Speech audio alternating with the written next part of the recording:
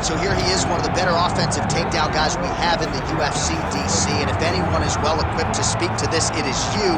The opponent knows what's coming. At least to this point in the UFC, no one's been able to stop him. He just has to keep him away, because the moment this guy gets close enough to either grab a leg or make body contact, now you're in trouble.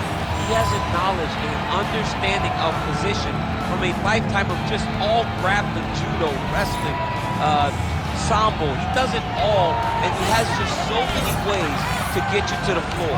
This guy once told me that if he can get your leg, he's going to finish. Because he's going to give you so many things to think about, you will not be able to process and keep up with him, and eventually you're on the mat. It's unbelievable to watch him apply that knowledge to the mixed martial arts. And as the wrestlers say, this is not a guy you want anywhere near your bracket. No, you don't want him in the bracket.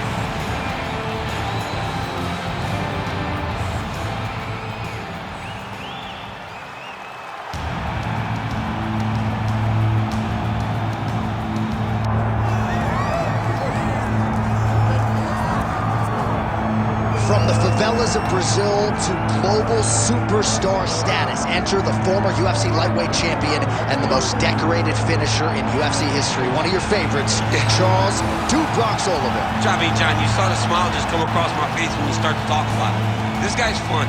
Very few guys bring out that emotion. Justin Gaethje and Charlie Oliveira. Those are the ones for me that feel like they bring that emotion out of me. Like, I know this will be fun. To see this guy rise from where he was, not only in his career, but in his life to become the champion of the world, it was amazing to watch. And for the time that he was the champ, what a ride, man. We had fun calling Oliveira fights. Let's see if he can start another run towards the championship. Yeah, big challenge for him here tonight, but I do get emotional thinking about where he came from and where he is right now, right? Nicknamed Dude Bronx, the ghetto, and he emerged out of it to change his life forever. We'll see how it goes for Charles Oliveira tonight. Our tail of the tape now for this featherweight fight. All right, now to get us started with the introductions, here's Bruce Buffer. Ladies and gentlemen, this is the main event of the evening.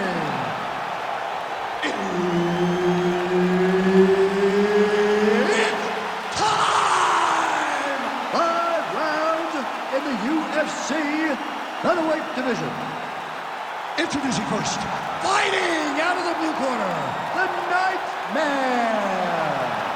And now introducing his opponent, fighting out of the red corner, presenting the former UFC lightweight champion, Charles Oliveira.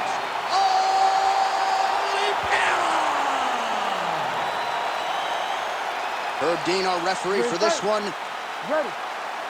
All right, here we go. Charles Oliveira, maybe the most exciting fighter, man or woman, on this roster, top to bottom. He is a finisher of the highest order, and you can be sure he will be in hot pursuit of another stoppage win here tonight.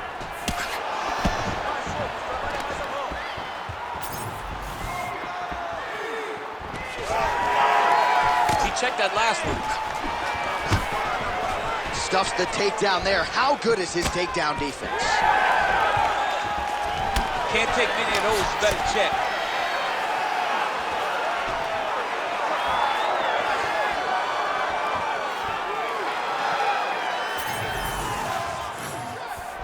And once again, looking for that highlight reel KO with that front kick. Oh, perfect timing on the Superman punch.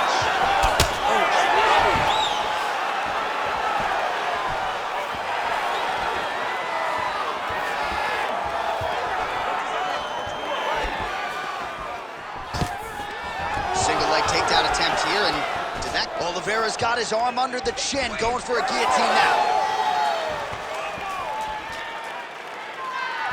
Strike lands cleanly there.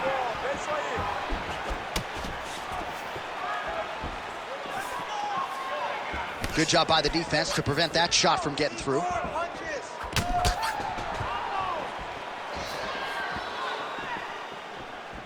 Oh, nice straight punch there by Oliveira. Single leg takedown is good. All right, rubber guard now, DC. Some submissions at his disposal if he so chooses. Yeah, he does have a couple submissions. They're very... Ooh, setting up for a submission now, champ. This is his world. Oh, good technique there. He's got the triangle choke locked in. Oh, how that as he gets out. That is great submission defense, keeping everything short and not allowing his opponent to get the submission victory. All right, north-south position now. We'll see who transitions first. All right, side control now, DC. You know he's in his element on the ground. A lot of tricks up his sleeve. A lot of tricks.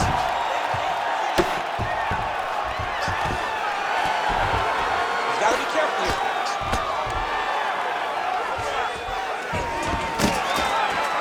One minute.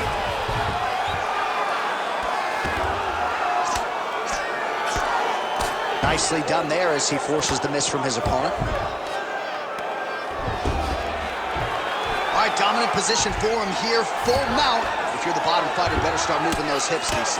Oh, you gotta start moving those hips. What you should do initially, right, is start to push at the knees.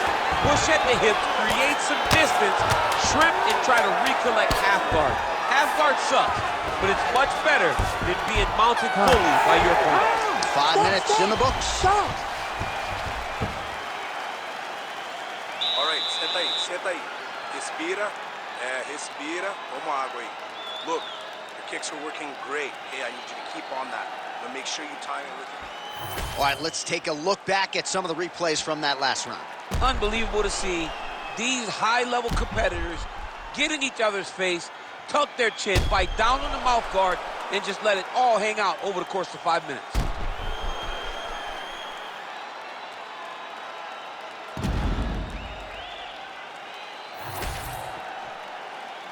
You ready to fight? Ready?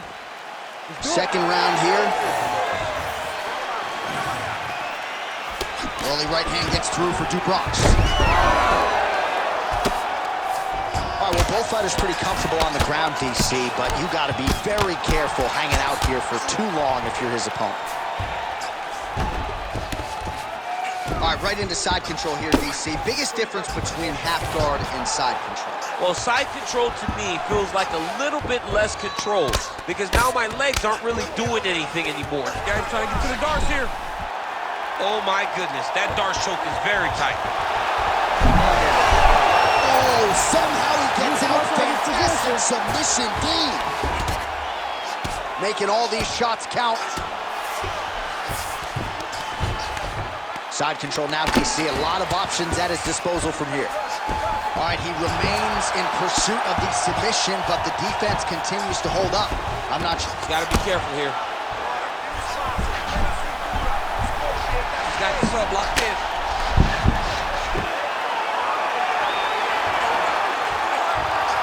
Oh, that has got to be it. No way, he got out. This is a guy that never gives up on himself. He was able to clear his head, defend the armbar. The fight looked done. He loves to fight on.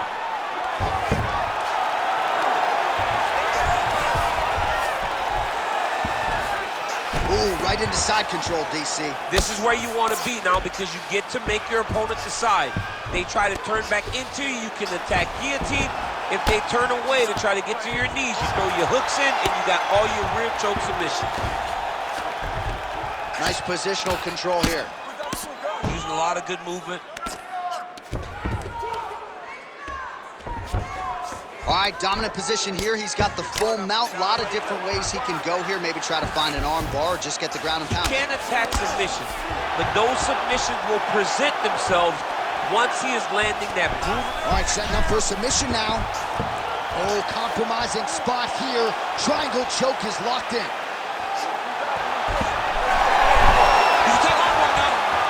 Submission defense on full display there. He said that he was very aware of what this guy brought to the octagon, and it showed in that defense.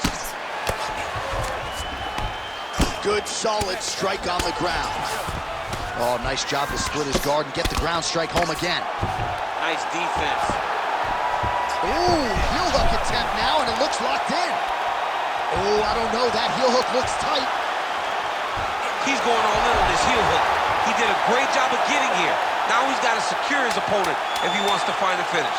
Oh, somehow, some way he got out. The dude got out, and now he's attacking. Oh, and there's the horn at the end of the round. How about this fight, folks? You see, he was nearly caught in a submission there right at the end of the round. Saved by the bell. So back to the stool. Mentally probably not in a great place here. We'll see if he can recover and get himself back into this fight. All right, so there's the final horn marking the end of the fight, and you got to think he's going to get the nod just based upon the offensive submission prowess. I mean, he attacked submissions every opportunity he got. So constantly had his opponent under duress, constantly had him under attack. And I believe even if you're on your back, if you're throwing up that many submissions, you should get the victory. You ready? Third round underway.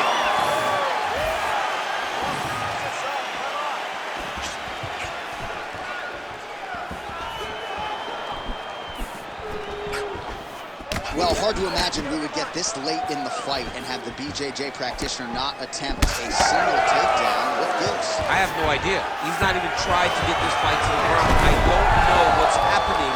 Or maybe something happened early in Darce. Yep, he's trying to hit a Darce here. That Darce choke is tight. He's out. What submission defense on display.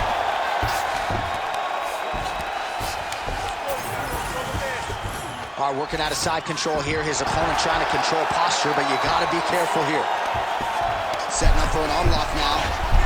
Oh, he's got the arm in tight. Oh, that arm is in real trouble. He's got it isolated. He's looking to finish. Wow, somehow, some way he gets the arm out. It looked like he was done, John, but he was able to stay comfortable, stay patient, and now he finds himself safe. Nice job by him there. He was being dominated and is able to reverse position. Now he's got good body position, yup. Nice shots landing from the top position. These ground strikes really started to add up. There's another one. All right, he's hanging out inside the closed guard of his opponent here, DC. You got to be careful.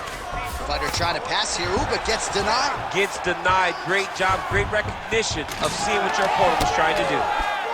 Oh, crowd just loving it as the fighters, after an extended grappling battle, make... Oh, guillotine, guillotine here. That guillotine is tight, and he's out again.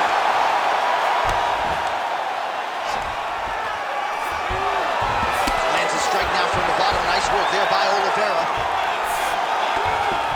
Great defense by the defensive fighter.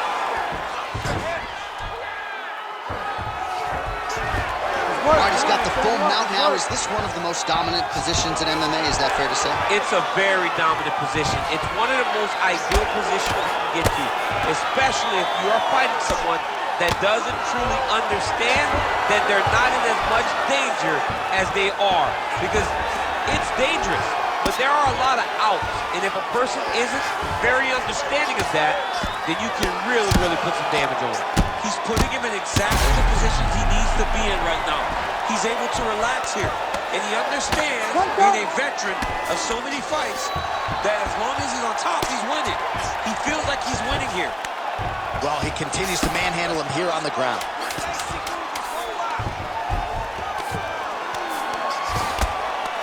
And that'll do it. 15 minutes in the books.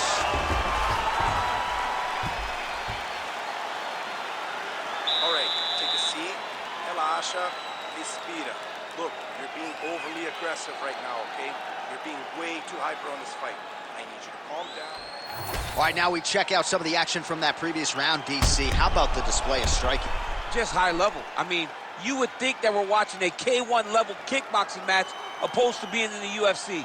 Both displayed great technical skills, unbelievable striking.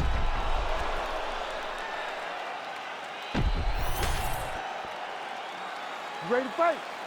Ready. We have arrived at the fourth round, fight scheduled for 5 5-minute rounds.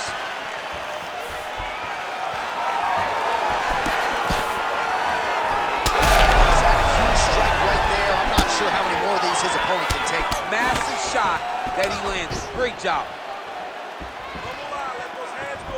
Checks that leg kick. On the shot. There you go, single leg. All right, so inside the open guard of his opponent. You got to be careful playing around for too long here on the ground with this guy.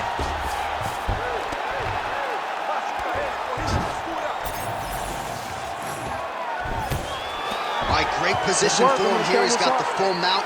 See if he can get that ground and pound going. Oh, he's got to get it going, but he can't rush. A lot of times, guys get in the full mount and they rush, they get nervous. They're like, oh my goodness, I'm winning. Reality is, you're winning, but it can change in a matter of seconds because then they can be gone. He's got to drop his hips, be really heavy at the opponent's base, and then just start to work. Make the opponent give his back so that he can try to get his chokes off or find great ground and pound, but very patient ground and pound from such a dominant position. Oh, he locks up the triangle now, DC. This could very well be the beginning of the end. Oh, it looks like the end of the fight. It looks like this one is about done. This guy is a triangle expert. He got it set up. He jumped on it so quick, and now he's just going from step to step, trying to get the finish. Oh, it's about to be over. Takes the judges out of it, gets the finish. Oh, boy. Absolutely remarkable what this fighter was able to accomplish here tonight. As you can see, the years of repetitions in the gym to set it up and ultimately get the tap there. Great technique to set up the finish.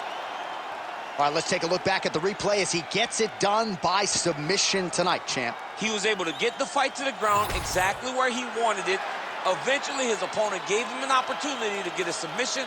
He did that, and he should be very proud of the work he did tonight in the octagon. All right, we now go inside the octagon. Here's Bruce Buffer. Ladies and gentlemen, referee Herb Deans called a stop to this contest at 2 minutes, 36 seconds of round number 4. Declaring the winner by tap out due to an armbar, the Nightmare. All right, so what a performance by this young man here tonight as he gets the win by way of submission. He certainly put a lot of stock into getting the finish tonight, and he did just that. Congratulations. It was a very tough fight, but he knew that if he did everything right, he can get to his position, which is the ground, and he would be able to find a finish by submission tonight. He did just that.